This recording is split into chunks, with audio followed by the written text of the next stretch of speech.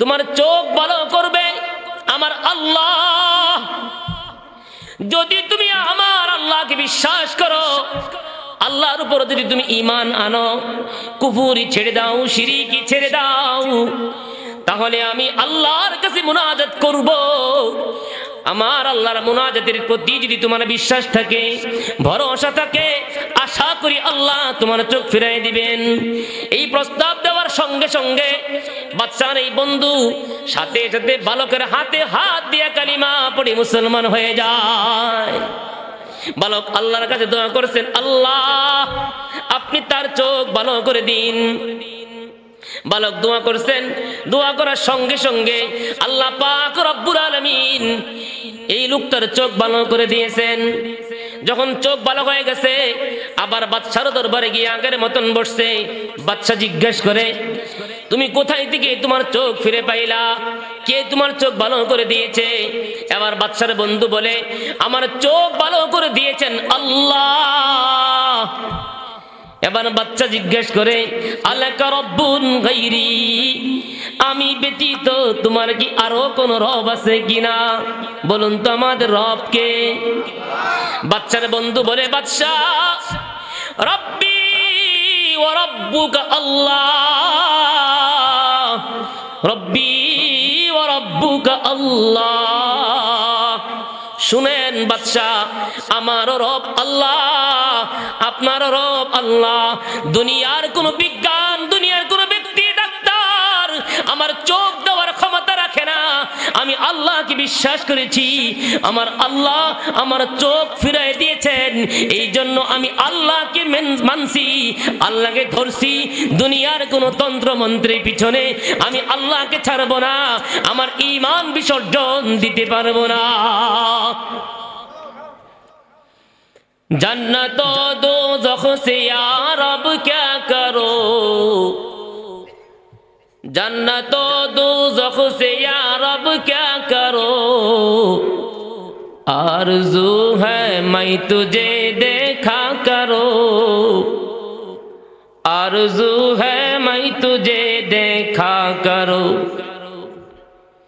बेतु जन्नत दोज़ख आई दिलरुबा, बेतु जन्नत दोज़ख आई दिलरुबा, बात दोज़ख जन्नत आई जाफिज़ा, बात दोज़ख जन्नत आई जाफिज़ा। ईमान यदि मजबूत থাকে জান্নাতে আল্লাহর সাথে দিদার নসিব হবে। সুবহানাল্লাহ। সারা দুনিয়ার সমস্ত বেঈমান কাফের মুসলমানদের বিরুদ্ধে ষড়যন্ত্র শুধু ঈমানের বিরুদ্ধে, নামাজের বিরুদ্ধে ষড়যন্ত্র নাই, যাকাতের বিরুদ্ধেও ষড়যন্ত্র নাই, হজের বিরুদ্ধেও ষড়যন্ত্র নাই, ঈমানের বিরুদ্ধে যত ষড়যন্ত্র বেঈমানদের। ঠিক না বেঠিক? কারণ ঈমানই তো মূলধন। আমি আপনাদের সামনে পবিত্র কুরআনুল কারীমে যে সূরাটা থেকে কয়েকটি আয়াত তেলাওয়াত করছি। এই বাবাজিরা, ভাই যে বাবাজিরা, কথা বলো না, কথা বলো না, শুনো। হতে পারে আল্লাহ তাআলা তোমাদেরকে আগামী দিনের জন্য কবুল করবেন। আমিন। ঈমান যেহেতু দামি সম্পদ, বেঈমান নাস্তিক মুরতাদদের ষড়যন্ত্র বেশি ঈমানের বিরুদ্ধে। তাহলে ঈমান টিকায় রাখতে গেলে সংগ্রাম করতে হয়। বেঈমানরা ছিনিয়ে নিতে চায়, শয়তান ছিনিয়ে নিতে চায়, ঈমানদার ঈমান দিতে চায়। এটা কি সংগ্রাম ছাড়া সম্ভব? সম্ভব? সম্ভব না, সম্ভব না। ফামান যুহজিহা আনিন নার وأدخل الجنة فقد فاز وما الحياة الدنيا إلا متاع الغرور। রব্বুল আলামিন বলেন, ঈমানের বদৌলতে আল্লাহ বান্দা বান্দিকে জান্নাত দিবে, জাহান্নাম থেকে মুক্তি দিবে। রব্বুল আলামিন বলেন, যদি কোনো ব্যক্তি জাহান্নাম জান্নাতের সার্টিফিকেট পেয়ে যায়, রব্বুল আলামিন বলেন ওই ব্যক্তি সফল কাম, তার কোনো টেনশন নাই। বলছেন কে? কোন মৌলবীর কথা, মুফতির কথা, মুহাদ্দিসের কথা? কারণ সরাসরি কার কথা? ঈমান সবচেয়ে দাম। যুগে যুগে ঈমানের বিরুদ্ধে, ঈমানদারদের বিরুদ্ধে বেঈমানদের সংগ্রাম লেগেই ছিল। নবীজি সাল্লাল্লাহু আলাইহি ওয়াসাল্লাম যখন ঈমানের দাওয়াত শুরু করলেন, নবীজির কথা শুনে, নবীজির তেলাওয়াত শুনে বেঈমান মুসলমান হয়, ঈমানদার হয়। কিন্তু ইসলামের প্রাথমিক জামানায় মুমিন মুসলমানরা ঈমান গোপন করে রাখতেন নির্যাতনের ভয়ে। তারপরেও যখন প্রকাশ পেয়ে যেত, বেঈমানরা নির্যাতন করতেন। নবীজির গরিব সাহাবীদের প্রতি এত নিষ্ঠুর নির্যাতন ছিল, যে নির্যাতন ইতিহাসের পাতায় পরতে পরতে লেখা আছে। নির্যাতনের স্টিম রুলার বেঈমানদের পক্ষ থেকে মুসলমানদের ভিতরে শুরু হয়ে গেল। সাহাবায়ে কেরাম নবীজিকে বললেন, মাতা নাসরুল্লাহ, মাতা নাসরুল্লাহ, ইয়া রব ইয়া রাসূলুল্লাহ। আল্লাহ তো বলেছেন ঈমানদারদের প্রতি নুসরত করবেন, সাহায্য করবেন। কিন্তু যতই দিন যায় ততই শুধু বেঈমানদের নির্যাতন বাড়তেছে, আল্লাহর সাহায্য তো দেখতেছি না। মুসলমানরা নবীজির কাছে এমন প্রস্তাব দিলেন, আল্লাহ পাক রব্বুল আলামিন নবীজি সাল্লাল্লাহু আলাইহি সাল্লামকে বলেন, আলা ইন্না নাসরাল্লাহি করিব, আলা ইন্না নাসরাল্লাহি করিব। ইয়া রাসূলুল্লাহ, নও মুসলিম সাহাবায়ে কেরাম জালিমদের অত্যাচারে, নির্যাতনে অতিষ্ঠ হয়ে আপনার কাছে আমার সাহায্য চাই। আমি আল্লাহ আপনাকে মেসেজ পৌঁছে দিলাম, আমার পক্ষ থেকে জানাই দিন। সাহাবারা টেনশন করবা না, পেরেশান হইবা না। আল্লাহ পাক রব্বুল আলামিন বলে দিয়েছেন অতি সত্বর আল্লাহ সাহায্য করবেন। আল্লাহ পাক রব্বুল আলামিন যখন সাহায্য করবেন, বেঈমানরা শত চেষ্টা করলেও মুসলমানদের ঈমান কেড়ে নিতে পারবে না। নবীজি সাল্লাল্লাহু আলাইহি সাল্লামের উপর এমন কঠিন মুহূর্তে আল্লাহ পাক রব্বুল আলামিন নির্যাতিত মুসলমান সাহাবায়ে কেরামদেরকে সান্ত্বনা দেওয়ার জন্য আল্লাহ পাক রব্বুল আলামিন নবীজির কাছে সূরাতুল বুরুজ নাযিল করে দিলেন। ইয়া রাসূলুল্লাহ, আজকে মক্কার জমিনে বেঈমান কাফেরদের পক্ষ থেকে যেমন নির্যাতন শুরু হয়ে গেছে, এমন নির্যাতনের কারণে আমি আল্লাহ মুসলমানদের সান্ত্বনা দেওয়ার জন্য সূরা বুরুজ নাযিল করে দিলাম।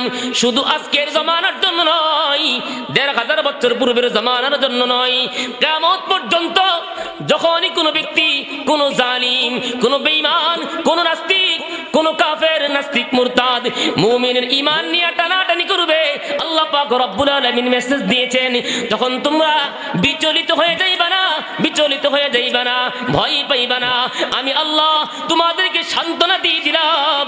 যদি ঈমান মজবুত রাখতে পারো, আল্লাহ পাক রব্বুল আলামিন বলেন, ইন্নাল্লাযীনা আমানু ওয়া আমিলুস সালিহাত, ইন্নাল্লাযীনা আমানু ওয়া আমিলুস সালিহাত কানাত লাহুম জান্নাতুল ফিরদাউসি নুজুলা খালিদিনা ফিহা লা ইয়াবগুনা আনহা হিওয়ালা। হে রাসূল, আমার পক্ষ থেকে জানায় দিন, কিয়ামত পর্যন্ত মুমিন ও মুসলমান যখন কাফের বেঈমানদের পক্ষ থেকে নির্যাতিত হবে, যদি ঈমান মজবুত রাখতে পারে, আমার পক্ষ থেকে সান্ত্বনার প্রতি যদি তারা বিশ্বাস রাখতে পারে, রব্বুল আলামিন বলেন, আমি আল্লাহ তাদের জন্য জান্নাতের ভিতরে মেহমানদারি করার জন্য জান্নাত থেকে কমিউনিটি সেন্টারের মতন সাজায়া রেখে দিলাম। কথা বুঝেন আমার? বুঝেন? হ্যাঁ, আল্লাহ পাক নির্যাতিত মুসলমানদের সান্ত্বনা দেওয়ার জন্য সূরা বুরুজ নাযিল করছেন। তাহলে সূরা বুরুজের নাজিল করার ঘটনাটা কি? নির্যাতিত মুসলমানকে সান্ত্বনা দেওয়ার জন্য নাজিল করছে। এই জমানায় আমরা নির্যাতিত কিনা? আনাস ইবনে মালিক রাদিয়াল্লাহু তাআলা আনহু থেকে বর্ণিত, عن أنس بن مالك رضي الله تعالى عنه قال يأتي على الناس زمان الصابر فيهم على دينه كالقابض على الجمر। নবীজি সাল্লাল্লাহু আলাইহি সাল্লাম থেকে আনাস ইবনে মালিক রাদিয়াল্লাহু তাআলা আনহু হাদিস বর্ণনা করেছেন। নবীজি বলেন, এমন একটা সময় আমার উম্মতের ভিতরে আসবে, তাদেরকে ঈমানের উপর টিকে থাকাটা কতটা কঠিন হবে। জ্বলন্ত কয়লা হাতের ভিতরে রাখা যেমন ভয়ঙ্কর হয়ে যাবে, ঈমানের উপর টিকে থাকা মুসলমানের জন্য তেমন কঠিন হয়ে যাবে। এখন সেই সময়টি নিজের ঘরেও ঈমান টিকায় রাখা কঠিন।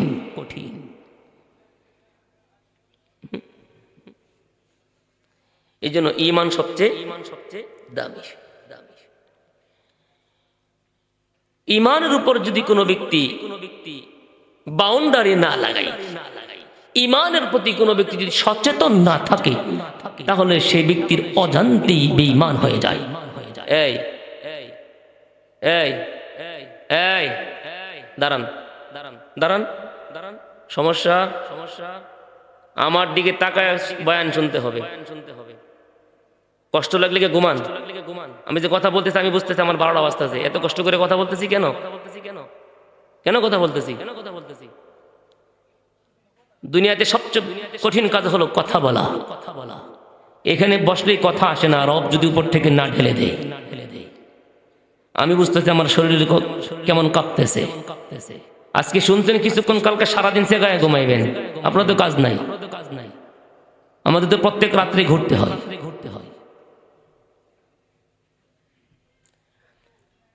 নির্যাতিত মুসলমানকে সান্ত্বনা দেওয়ার জন্য আল্লাহ সূরা বুরুজ নাজিল করছে।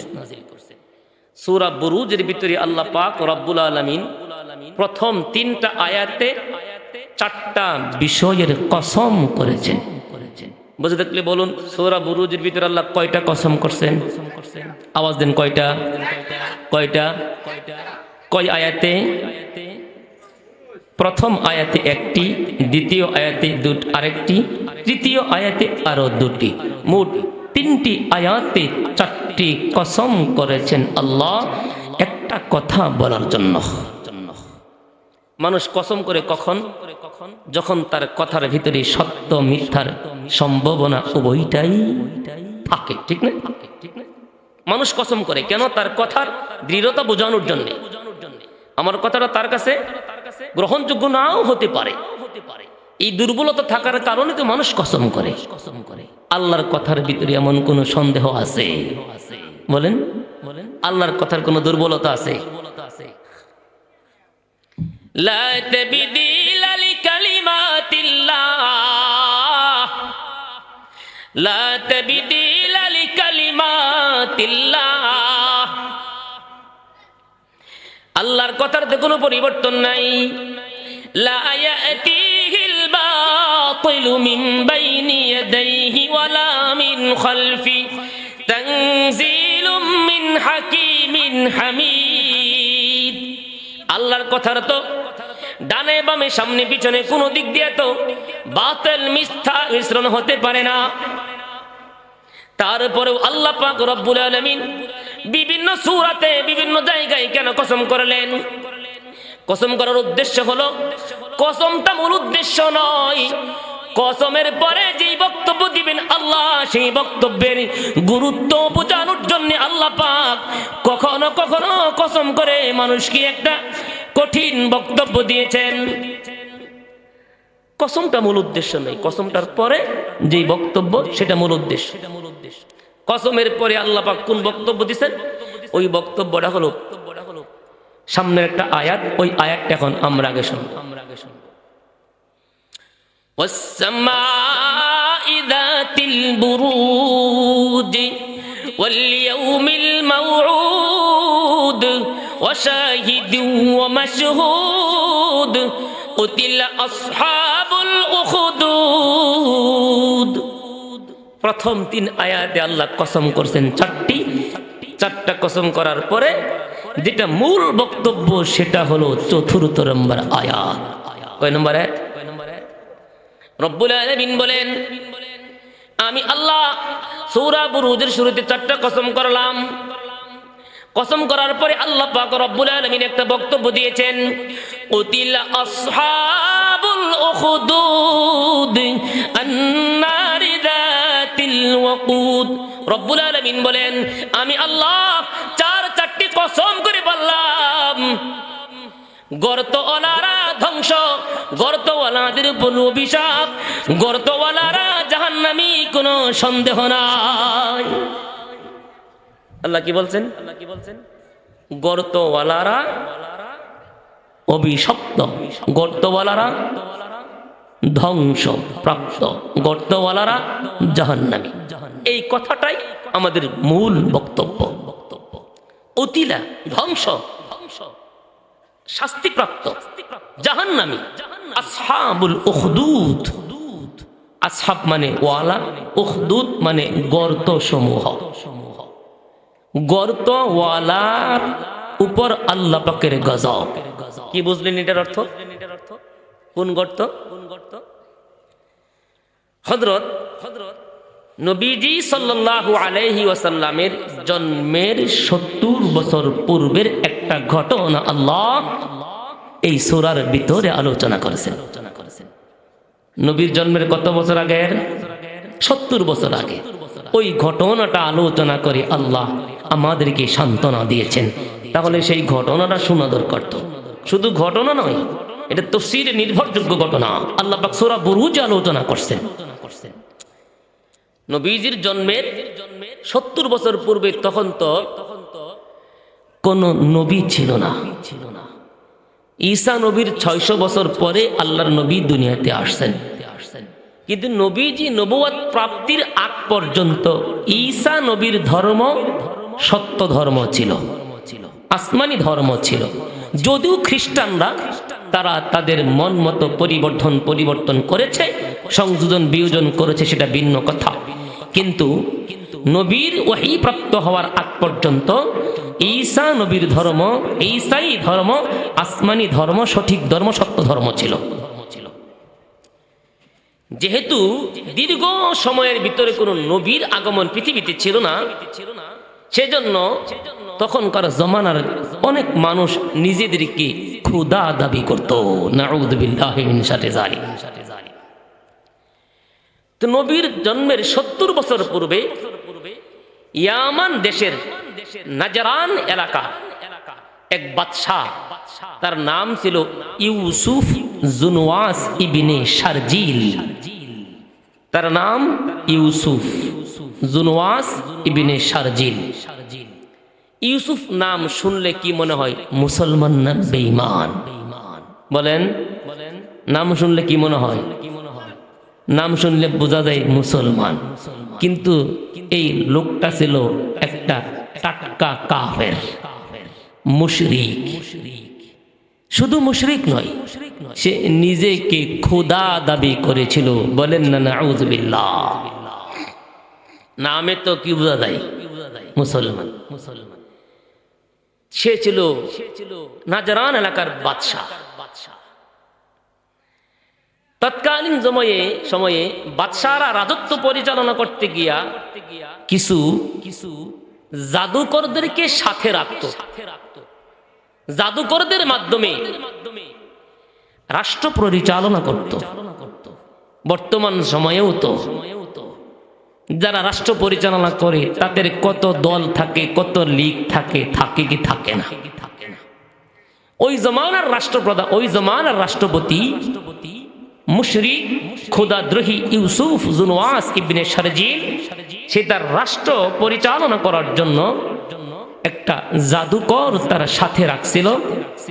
রাষ্ট্রীয়ভাবে সর্বোচ্চ সম্মান দিয়া এই জাদুকরের মাধ্যমে সে রাষ্ট্র পরিচালনা করত। একটা সময় এই জাদুকর বুড়া হয়ে গেছে।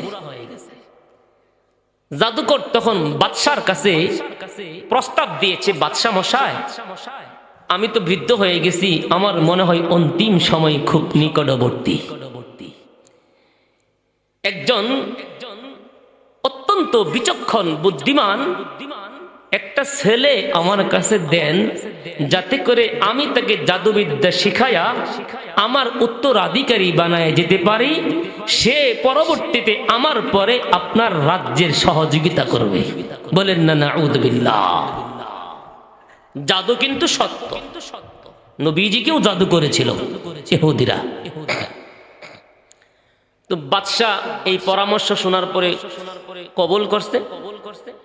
সেও খুব যাচাই বাছাই করে অত্যন্ত মেধাবী একটা বালক ছেলেকে নির্বাচিত করছে।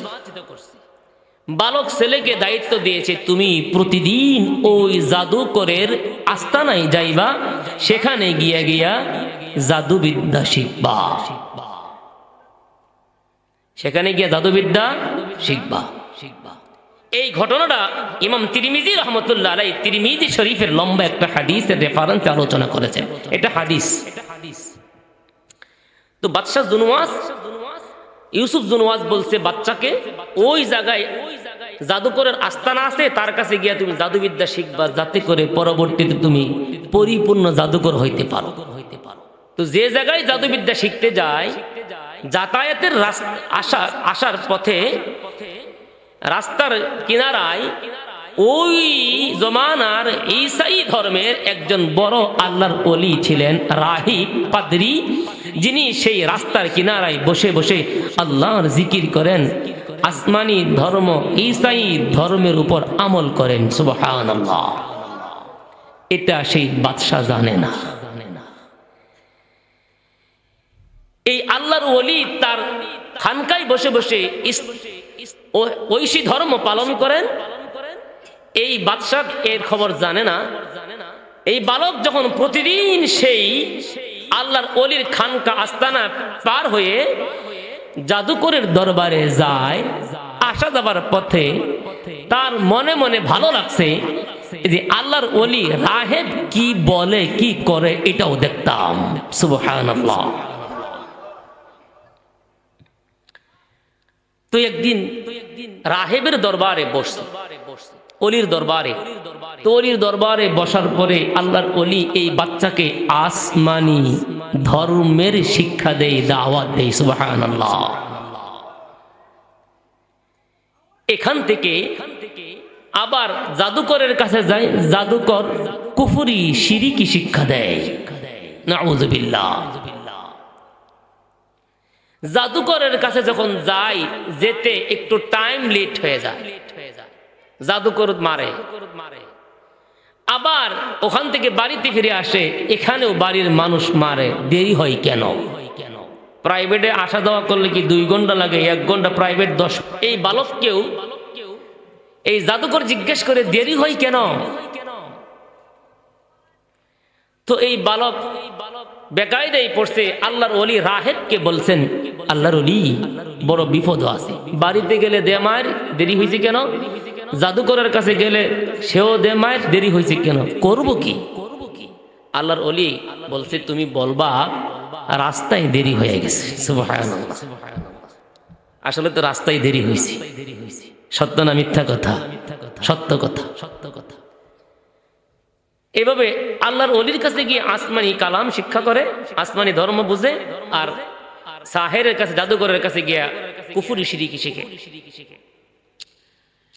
হঠাৎ একদিন এই বালক, তার নাম হলো আব্দুল্লাহ বিন তামুর। এই বালক আব্দুল্লাহ বিন তামুর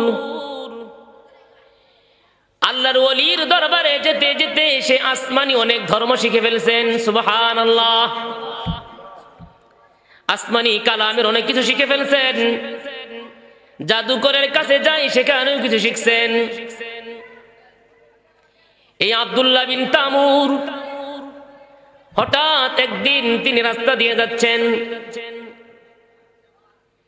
রাস্তার মাথায় হিংস্র একটা জানোয়ার। মুফাসসিরিনে কেরাম কোন মুফাসসিরিনে কেরাম বলেন একটা ভয়ঙ্কর আকৃতির বাঘ ওই রাস্তাটা ব্লক করে দিয়েছে, রাস্তা পারাপার মানুষ করতে পারে না। একটা বাঘ যদি রাস্তার ভিতরে বসে পড়ে কোনো মানুষ কি সাহস হবে যাওয়া আসার? আব্দুল্লাহ বিন তামুর রাস্তা দিয়ে অতিক্রম করবে, কিন্তু গিয়ে দেখেন সামনে অসংখ্য মানুষ সমবেত হয়ে গেছেন। রাস্তার ভিতরে একটা হিংস্র জানোয়ার বাঘ বসে আছেন। এদিকের মানুষ সেদিকে যেতে পারে না, সেই দিকের মানুষ এদিকে আসতে পারে না।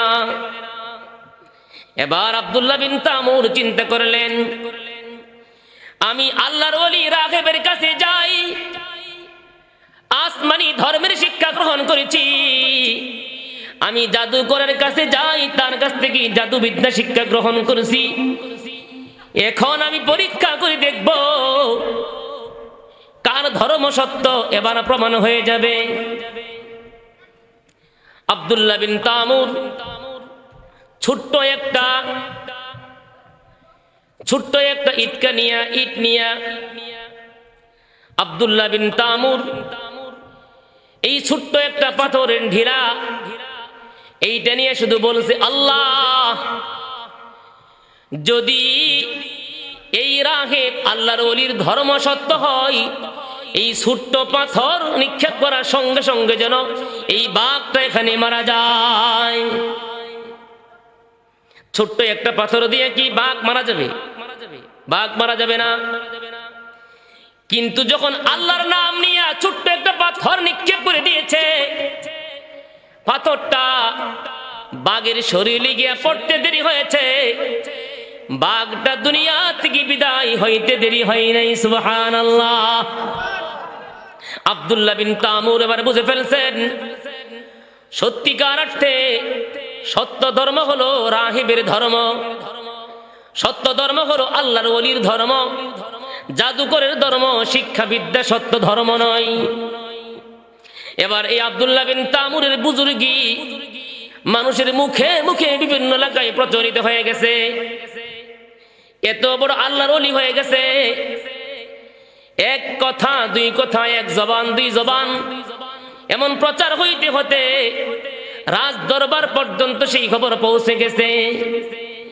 এমন একটা ভয়ঙ্কর বাঘ, যে বাঘ দেখে মানুষ ভয় পায়, সেই বাঘকে এমন একটা বালক ছোট্ট একটা ঢিলার মাধ্যমে নিক্ষেপ করে শহীদ মেরে ফেলছে। এই রাজ দরবারে বাদশার খুব নিকটবর্তী একজন বন্ধু ছিল, হঠাৎ করে অন্ধ হয়ে গেছে। এই আব্দুল্লাহ বিন তামুর এত বুজুর্গি তার হাসিল হয়েছে, তার কাছে যদি কোনো জন্মান্ধ মানুষ যায়, হাত ভুলায় দেয়, সাথে সাথে তার চোখের দৃষ্টি ফিরে যায়। কোন কুষ্ঠ রোগী যায়, সাথে সাথে ভালো হয়ে যায়। এই কথা বাদশার বন্ধুর কাছে চলে গেছে। বাচ্চার বন্ধু অনেক হাদিয়া নিয়ে আব্দুল্লাহ বিন তামুরের কাছে হাজির। ও বালক, আমি তোমার জন্য অনেক হাদিয়া নিয়ে এসেছি, অনেক হাদিয়া নিয়ে এসেছি, তুমি হাদিয়া গ্রহণ করো, বিনিময়ে তুমি আমার চোখ ভালো করে দাও। বালক বলেন, আমি চোখ ভালো করতে পারি না, বলুন তো চোখ ভালো করার ক্ষমতা কার? চোখের দৃষ্টি দেওয়ার ক্ষমতা কার? বালক বলেন, চোখ ভালো করার ক্ষমতা আমার নাই। বাদশার বন্ধু জিজ্ঞাসা করে, কে তোমার চোখ ভালো করেছে? বালক বলেন, তোমার চোখ ভালো করবে আমার আল্লাহ। যদি তুমি আমার আল্লাহকে বিশ্বাস করো, আল্লাহর উপর যদি তুমি ঈমান আনো, কুফরি ছেড়ে দাও, শিরকি ছেড়ে দাও, তাহলে আমি আল্লাহর কাছে মুনাজাত করব। আমার আল্লাহর মুনাজাতের প্রতি যদি তোমার বিশ্বাস থাকে, ভরসা থাকে, আশা করি আল্লাহ তোমার চোখ ফিরাই দিবেন। এই প্রস্তাব দেওয়ার সঙ্গে সঙ্গে বাচ্চার এই বন্ধু সাথে সাথে বালকের হাতে হাত দিয়ে কালিমা পড়ে মুসলমান হয়ে যায়। বালক আল্লাহর কাছে দোয়া করেছেন, আল্লাহ আপনি তার চোখ ভালো করে দিন। বালক দোয়া করছেন, দোয়া করার সঙ্গে সঙ্গে আল্লাহ পাক রব্বুল আলামিন এই লোকটার চোখ ভালো করে দিয়েছেন। যখন চোখ ভালো হয়ে গেছে, আবার বাদশার দরবারে গিয়ে আগের মতন বসছে। বাদশা জিজ্ঞেস করে, তুমি কোথায় থেকে তোমার চোখ ফিরে পাইলা? কে তোমার চোখ ভালো করে দিয়েছে? এবার বাদশার বন্ধু বলে, আমার চোখ ভালো করে দিয়েছেন আল্লাহ। এবার বাচ্চা জিজ্ঞেস করে, আলাকা রব্বুন গায়রি, আমি ব্যতীত তোমার কি আরো কোন রব আছে কিনা? বলুন তো আমাদের রব কে? বাচ্চার বন্ধু বলে, বাদশা, রব্বি ওয়া রব্বুকা আল্লাহ, রব্বি ওয়া রব্বুকা আল্লাহ। শুনেন বাদশা, আমারও রব আল্লাহ, আপনারও রব আল্লাহ। দুনিয়ার কোন বিজ্ঞান, দুনিয়ার কোন ব্যক্তি, ডাক্তার আমার চোখ দেওয়ার ক্ষমতা রাখে না।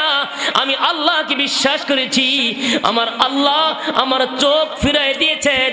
এই জন্য আমি আল্লাহকে মানছি, আল্লাহকে ধরছি। দুনিয়ার কোন তন্ত্র মন্ত্রের পিছনে আমি আল্লাহকে ছাড়বো না, আমার ঈমান বিসর্জন দিতে পারবো না।